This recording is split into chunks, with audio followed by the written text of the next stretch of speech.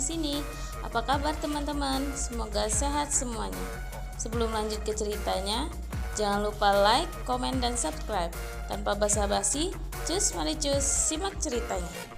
Avatar ini ada di cincin ruang Xiaoyan, di ruang independen di perut bayangan hitam, di kantung darah seperti embrio. Xiaoyan dapat merasakan bahwa itu sedang dikandung dari waktu ke waktu menulis.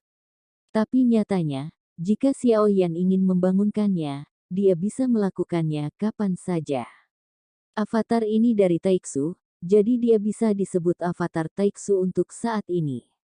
Jadi secara umum, setelah menyingkirkan klon abadi dan iblis, Xiaoyan sebenarnya hanya memiliki 3 klon sekarang. Melihat bocah di depannya, mata Xiaoyan bersinar. Apakah menurutmu ada kemungkinan aku akan mengambil avatarmu?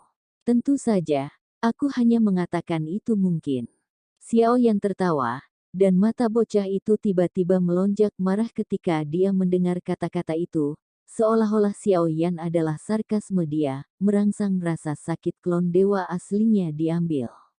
Di depan klan Chimiku, kamu hanyalah seekor semut biasa. Alasan mengapa avatar Yuan Shenku diambil olehmu hanyalah keberuntunganmu. Jika bukan karena seseorang untuk membantumu, bahkan seekor semut pun takkan berani melakukannya. Lakukanlah, kata anak laki-laki itu dengan dingin. Meskipun aku hanya seekor semut, bagaimana aku bisa dikalahkan di tangan semut? Orang-orang benar-benar berbeda, bahkan memarahi diriku sendiri. Petik 2. Xiaoyan mendecakkan lidahnya, dan ekspresi bocah itu segera berubah. Dia tenggelam dan berkata dengan suara dingin, "Kamu fasih, tidak ada gunanya kamu dan aku menunda waktu. Formasi besar hari ini telah rusak, dan kamu akan berada dalam situasi fana. Kali ini, aku ingin mengucapkan terima kasih karena telah mengirim Yuan Shenchong Sensi kepada saya. Ayo, tentu saja, saya juga ingin berterima kasih kepada mata anjing. Jika bukan karena itu, saya tidak akan bisa menembus pertempuran besar untuk sebentar." Petik 2. Berbicara denganmu, mata anjing, apakah kamu mendengarku? Mereka akan berterima kasih. Xiaoyan berteriak keras. Dia berteriak, mata anjing itu tiba-tiba berada di jubah lengan Xiaoyan, dan sepertinya dia telah kalah. Haha, kungfu berpura-pura mati benar-benar memiliki trik. Omong kosong hampir berakhir, mengapa kamu berencana untuk memukuliku? Xiaoyan berbicara lebih dulu, dan bocah itu mencibir. Saya mendengar bahwa Raja Jiwa dan Raja Jiwa meninggal. Saya khawatir itu pasti Anda.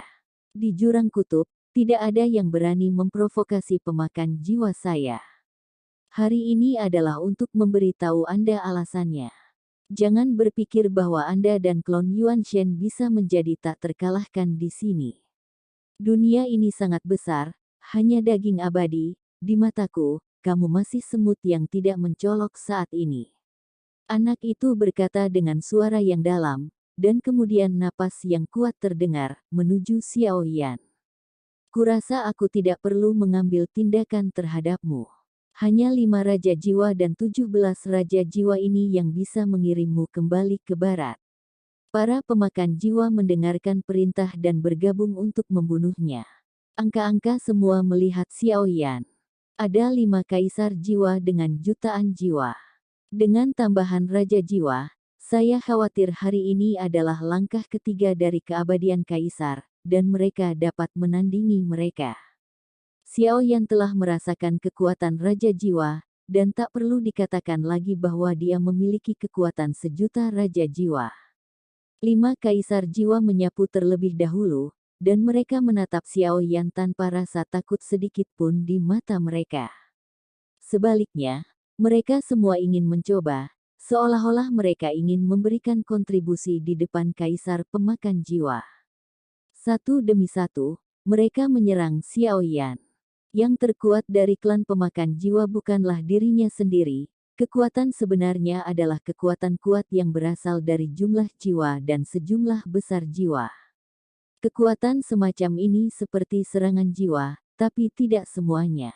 Pada saat ini, Beberapa jiwa emas menyapu keluar dari 5 penguasa jiwa dan menyelimuti Xiao Yan.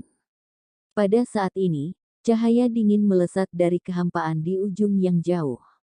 Terdengar suara teredam. Salah satu penguasa jiwa terkejut, dan seteguk besar darah menyembur keluar, seperti layang-layang putus yang ditembakkan ke belakang. Melihat dari dekat ke tengah alisnya, sebuah lubang darah muncul. Bang bang bang. Ada 4 suara berturut-turut, dan 4 penguasa jiwa lainnya belum merespons. Semuanya menembak ke belakang, dan ada lubang berdarah di antara alis tanpa kecuali. Yang lebih aneh lagi adalah pada saat ini, 5 penguasa jiwa langsung kehilangan kesadaran. Adegan tiba-tiba ini mengejutkan selusin raja jiwa lainnya yang akan mengambil tindakan. Menyembunyikan artinya, bocah itu mengerutkan kening, tetapi pada saat ini, cahaya dingin bersiul ke arahnya. Dalam sekejap, jiwa yang tak terhitung jumlahnya melonjak keluar, dan cahaya dingin diblokir, cahaya dingin menghilang, dan peluru batu seperti kristal yang tajam muncul. Peluru spiritual. Bukankah benda semacam ini hanya dimiliki oleh dunia luas yang masih binasa? Mata bocah itu sedikit menyipit, dan alisnya sedikit berkerut ketika dia melihat peluru batu seperti kristal di depan dia. Tapi meski begitu, apakah kamu pikir kamu bisa menandingiku? Mata bocah itu sedikit menyipit saat dia menatap Xiao Yan dengan dingin. Tapi ketika suaranya baru saja jatuh, tubuh Xiao Yan melesat ke arahnya seperti bola meriam. Jiwa yang tak terhitung jumlahnya melonjak masuk, dan di antara gelombang itu, mereka tampak mengepal menjadi tinju yang kokoh dan bersiul ke arah Xiao Yan. Ledakan. Tinju Xiao Yan langsung menghancurkan tinju hitam yang dipadatkan oleh jiwa, dan tubuhnya tidak berhenti sama sekali. Sekali lagi, telapak kakinya tiba-tiba melangkah maju. 7 langkah yang mengejutkan. Langkah pertama, langkah kedua, langkah ketiga, langkah keempat. Xiao Yan mengambil 4 langkah berturut-turut tanpa ragu-ragu, dan hantu besar muncul dari memadat keluar darinya, dan kemudian meraung ke arah bocah itu. Kulit bocah itu sedikit kental, tidak berharap bahwa Xiao Yan akan menembaknya secara langsung. Puluhan juta jiwa mengembun di atas kepalanya, membanting terhadap mengejutkan 7 langkah Xiao Yan. Jiwa yang tak terhitung jumlahnya meledak menjadi jeritan melengking. Meskipun 4 langkah Xiao Yan diblokir, tetapi dalam sekejap, ini membunuh puluhan ribu jiwa. Sepertinya kaulah yang menunda waktu, kenapa? Mungkinkah kaisar pemakan jiwa yang asli di dalam tubuh telah terbangun, dan kau merampoknya dari tubuh kedagingan ini? Petik 2. Xiao Yan tersenyum dan menatap anak laki-laki itu sambil berpikir. Yang terakhir tampak muram, seolah-olah semua yang dia lakukan tidak bisa lepas dari mata Xiao Yan, dan dia bisa secara akurat menebak situasinya saat ini. Tubuh ini sudah diambil olehku. Jika kamu ingin mengambilnya kembali, jangan pikirkan itu. Meski begitu, aku masih bisa menghadapimu dengan pikiranku. Di bawah ribuan jiwaku, kamu hanya seekor semut. Ekspresi bocah itu tiba-tiba menjadi sangat ganas. Dia menatap Xiao Yan, dan dengan lambaian telapak tangannya, jiwa gelap itu diselimuti, dan sejumlah besar langsung diringkas menjadi hantu berukuran 1000 zang. Menutupi langit dan matahari, pertempuran itu menakutkan. Begitu suaranya jatuh, hantu sepanjang ribuan kaki yang dibentuk oleh jiwa yang tak terhitung jumlahnya ini mengangkat telapak tangan yang besar, memicu embusan angin yang memekakkan telinga, dan kemudian menamparkan Xiao Yan dengan keras. Angin yin melolong. Telapak tangan ini tampaknya hanya karena ukurannya yang besar, tetapi tekanan sebenarnya berasal dari energi jahat yin yang terkandung dalam ribuan jiwanya. Jika roh jahat yang dibentuk oleh 100.000 jiwa raja jiwa tidak menimbulkan ancaman besar bagi Xiao Yan, yang memiliki tubuh abadi dari dewa asli, tetapi sekarang berbeda, tidak menghadapi jutaan, jumlah yang tak terbayangkan dan megah. Oleh karena itu, telapak tangan ini tidak hanya mengandung kekuatan yang menakutkan, tetapi sebenarnya ancaman terbesar adalah yin saki yang dapat berdampak langsung pada jiwa. Mata Xiaoyan sedikit tenggelam, meskipun dia menduga bahwa klan Qimi tidak optimis saat ini. Mereka bersaing dengan jiwa asli kaisar pemakan jiwa untuk mengendalikan tubuh. Namun yang jelas keluarga Qimi ini masih berada di atas angin, setidaknya kali ini ia memiliki kendali atas tubuh. Dalam sekejap mata, telapak tangan aneh dan besar dari ribuan kaki berbalik ke arah Xiaoyan. Mata Xiaoyan serius, dan dia merasakan yin yang agung dan energi jahat. Guntur kehampaan menutupi seluruh tubuhnya, posturnya bawah, dan guntur hitam kekerasan di udara. Tubuh Xiaoyan meledak. Tinju mengejutkan 7 pembunuhan. Petik 2.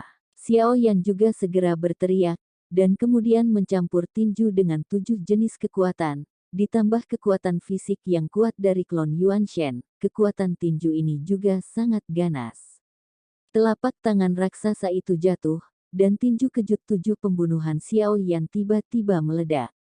Keduanya tak tertandingi dari tingkat visual, tapi saat itulah tinju Xiaoyan meledak. Itu bertabrakan dengan telapak tangan raksasanya. Ledakan. Ketika keduanya bertabrakan, ada suara keras, dan bahkan setelah mereka mendekat, Anda dapat dengan jelas melihat bahwa telapak tangan besar ini dibentuk oleh jiwa yang tak terhitung jumlahnya, dan wajah orang-orang menonjol di telapak tangan, seolah-olah membuat geraman.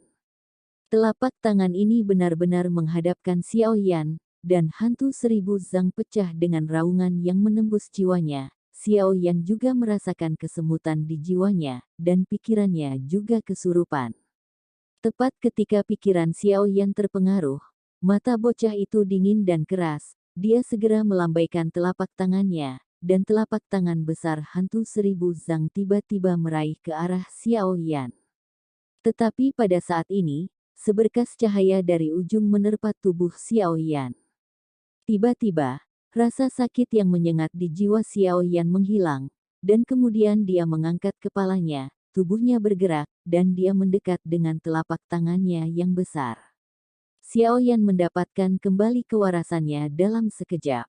Jika dia mengikuti arah cahaya dingin, ada sosok di kegelapan, tetapi jika dilihat dengan mata telanjang, tidak mungkin ditemukan. Bahkan ketika dia berada di sampingnya, dia tidak bisa mendeteksi aura sedikit pun. Sosok ramping itu tersembunyi di dalam ketiadaan ini, memegang senjata berbentuk aneh, dan di jari-jarinya yang ramping, ada peluru batu yang memancarkan berbagai sinar cahaya.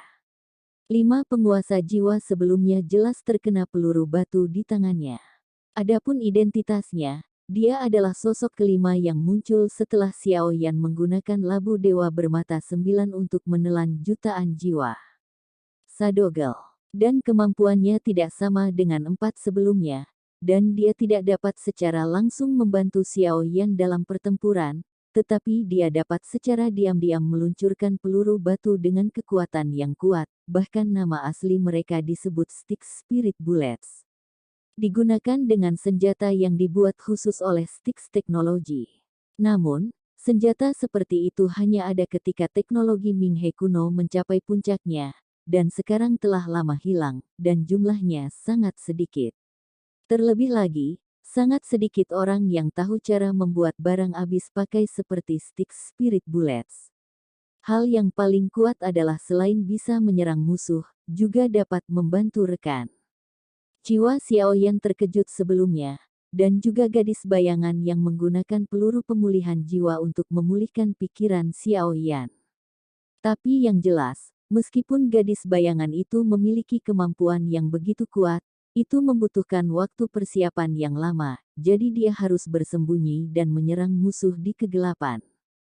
Jika pertempuran kritis dan cemas, kemampuan gadis bayangan mungkin dapat memainkan peran yang menentukan dalam pertempuran.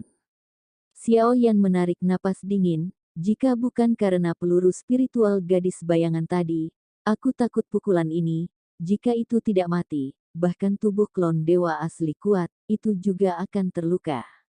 Bagaimanapun, ia memiliki 10 juta jiwa, jadi tidak ada keraguan tentang kekuatannya.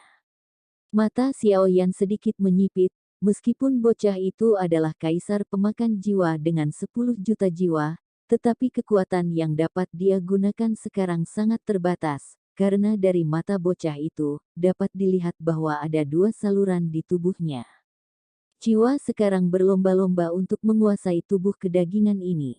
Jika Xiao Yan ingin mengalahkannya, sekarang adalah satu-satunya kesempatan. Wilayah Dewa Api Segudang. Petik 2. Xiao Yan melangkah maju dengan telapak kakinya.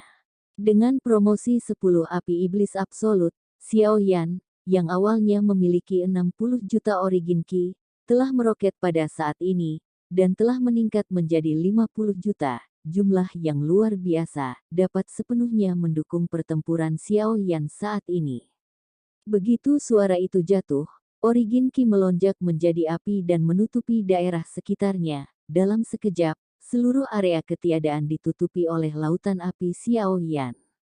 Di telapak tangan Xiao Yan, 8 Desolate Xuan Chong Ruler sekarang berada di telapak tangannya, dan api yang tak terhitung jumlahnya muncul dari tubuh Xiao Yan, melingkari tubuhnya.